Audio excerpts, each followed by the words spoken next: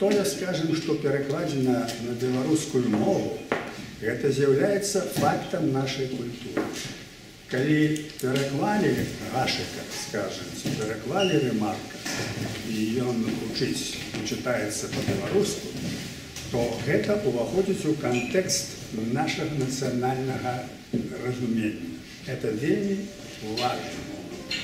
Это важны момант, калі сусветная культура цераз пераклады можа дапамагаць, можа расшыраць любую нацыянальную культуру, якая між сабой кантактуюць. І не выпадкова у Савецкім Саюзе практычна было забаронена на Беларусі ствараць інстытут перакладу. Яго не было, яго не існавала. Пераклады практычна не рабіліся. Вельмі рэдка, гэта можна было Шекспіра там перакласці, ўсё вельмі рэдка і вельмі цяжка. Калі вядомы наш перакладчык Васіль Сёмуха у 60-х годах пераклаў Фауста Гёта, то ён не мог яго выдаць на працягу некалькіх дзесяткаў гадоў. Яму проста не дазвалялі гэта рабіць. Бо разумелі, што перакласці Фауста на беларускую мову гэта важная культурная падзея для Беларусі, для нашай мовы. Это разуменне тых катэгорый таго мыслення ў беларускім кантэксце. Это вельмі важна. І ў школах савецкіх мовы замежныя вывучаліся цераз рускую мову. Спачатку рускую, а потым трэба было нейкую замежную. Так вось, пераклад беларускіх тэкстаў, калі гэта пойдзе па свеце, яно мае значэнне для нашай культуры, для нашай краіны.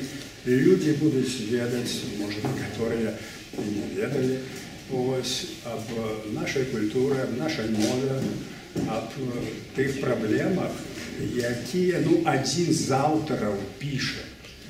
Гэта істотна, тым больш, што ў асноўным я пішу на тэмы нацыянальныя, духоўныя, звязаныя з пачуццямі, жыццём чалавека. Гэта важна. Недавно я глядзеў запіс відэо з Японіі.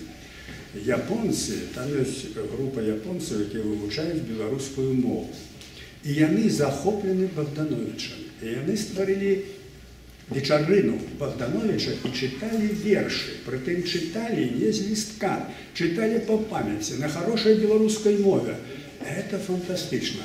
Прытым з вось гэтым падыходам, менавіта японскім, гэта японскай мовай, з такім сур'ёзным падыходам да той справы, якую яны робяць, гэта вельмі уражліва.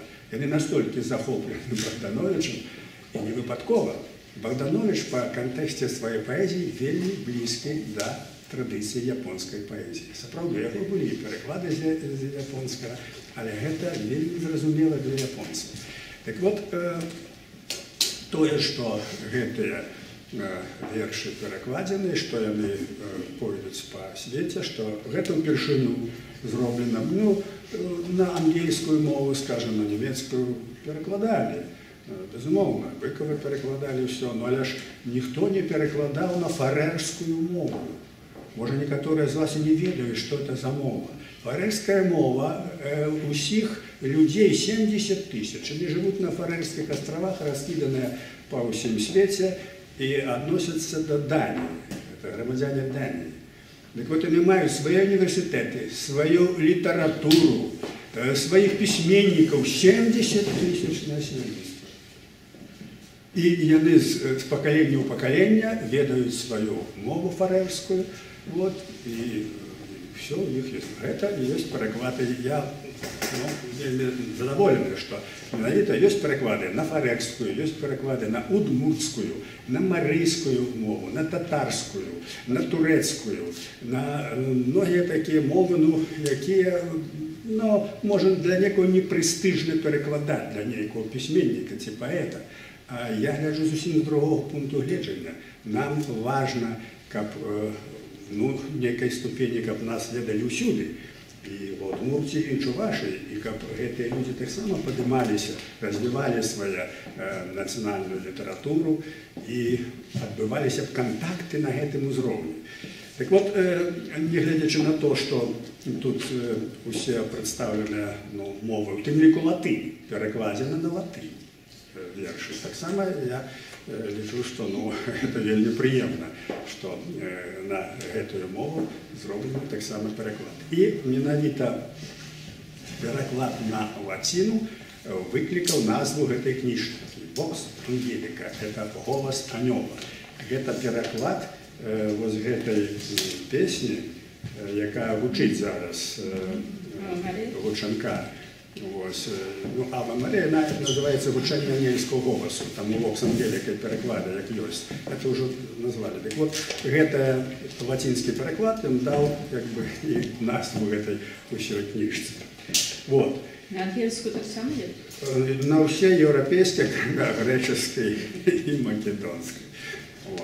Так що я, може, некоторые почитаю потім, але спочатку я спинюся на трошки таких з'явах, на які нам не часто приходиться говорити.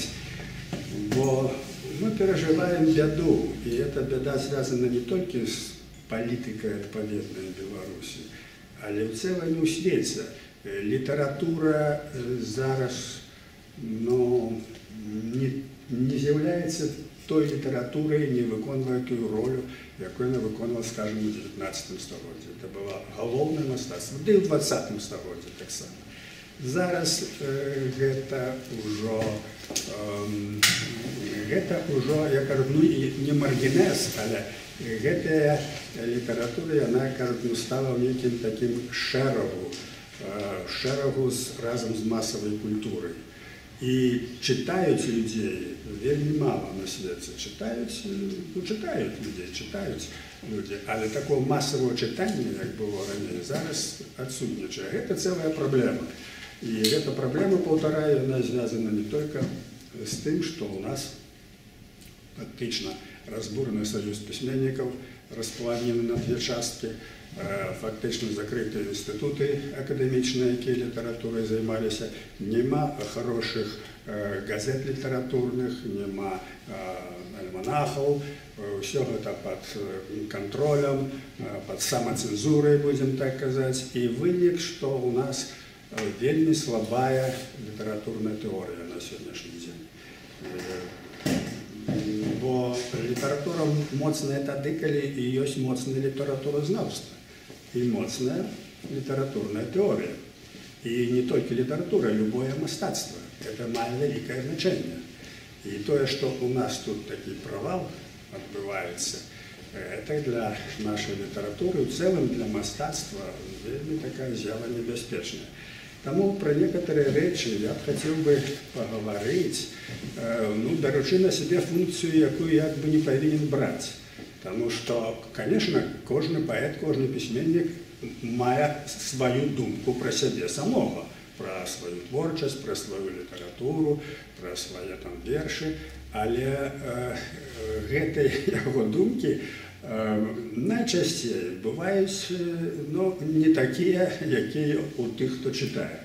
Ось, тому це така небезпечна тема, але я думаю, що я знайду таку область, про яку варто поговорити, не будучи суб'єктивним. Так от, об поезії. Я мушу сказати, що нема часу зараз, от мені всі ці роки, так як це як професійний поет, як це вести час, як це методично працювати, так як працюють в літературі. Це коли вдасться. Коли вдасться, коли є час. Скажем, можете мне не поверить, але поэму «Великое княжество» я половину написал у вагоне метро. Просто научился у таких обставинах, коли треба відключатися. От це такий, момент чисто технічний. Потім, за совєтським часом, і будучи в інституті, все, я не рішався. 60-ті роки, 70-ті роки, пробував і відкидував це все. Однойче ми з Розановим, як говорили, я йому прочитав один вірш, не сказав, хто це написав, але він здогадався. и кажа, пиши обовязково. Но я не писал, потому что тое, что я думал, тое, что я хотел бы адлюстровать у поэзии, никто бы это не надруковал при советах, еще посадили. Я просто не хотел писать у стол. И першыню ўжо пачаў пісаць у 80-х годах, калі пачалося гэтая так званая перабудова, калі ўжо прыйшоў Гарбачоў, калі ўжо трошки стала большая свабода для друку, ўсё. І тады я пачаў пісаць, і нават некаторыя вершы друкаваліся ў часопісе «Полымя». Так. Вот. Ну і гэтых вершаў сабралася вельмі шмат, парадку 1500.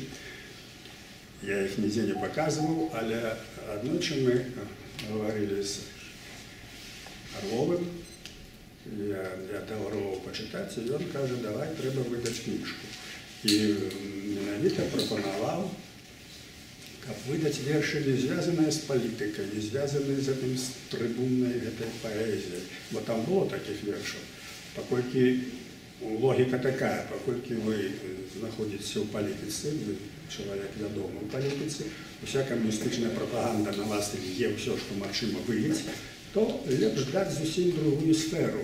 І ён меў рацыю. Вот выйшла першая кніжка паэзіі «Глорія Патрія», і яна вельмі паспяхова прайшла, вельмі паспяхова.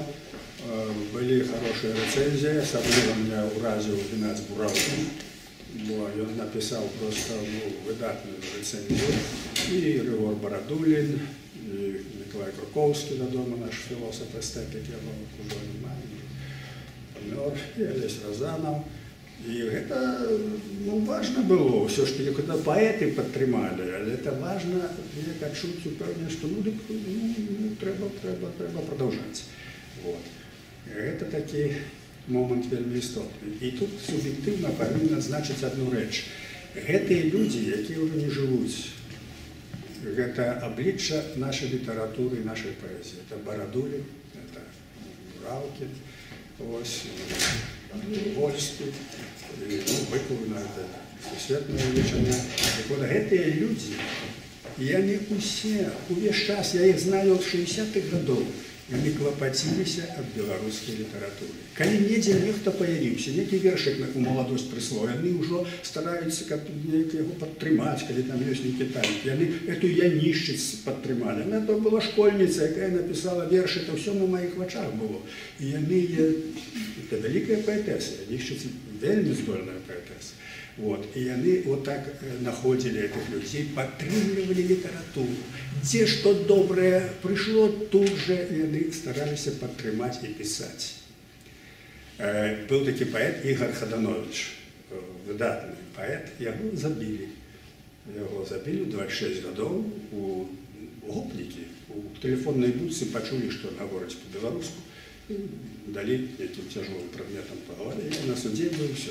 И забивали по это все. И вот эти все люди, они дбали не про себя, а дбали про культуру, про то, как росли побач поэты, как они были еще и лепшие. У них не было вот этого эгоизма, вот этого то, что есть теперь. Другое поколение. Другая литература. Гэтага зараз нема. І такое ўражанне, што увогуле што у нас нейкі правал. Хаця не правал, ёсць. Ёсць усё, але тых людзей узроўню Бураўкіна, Быкова, Барадуліна, як асоб у літаратуры, у мастацтве, падыходу, на жаль, мы не маем. І гэта вялікае упушчэнне, бо чалавеку, асабліва маладому, які пачынае пісаць, яму гэта патрэбна. Патрэбна падтрымка, патрэбна, і для самой літаратуры гэта патрэбна.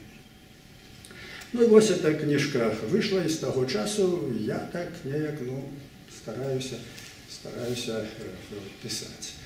І цяпер хацелася б мне яшчэ расказаць, калі ўжо пра сябе гавару, якія стымулы якой творчасці для мяне блізкія.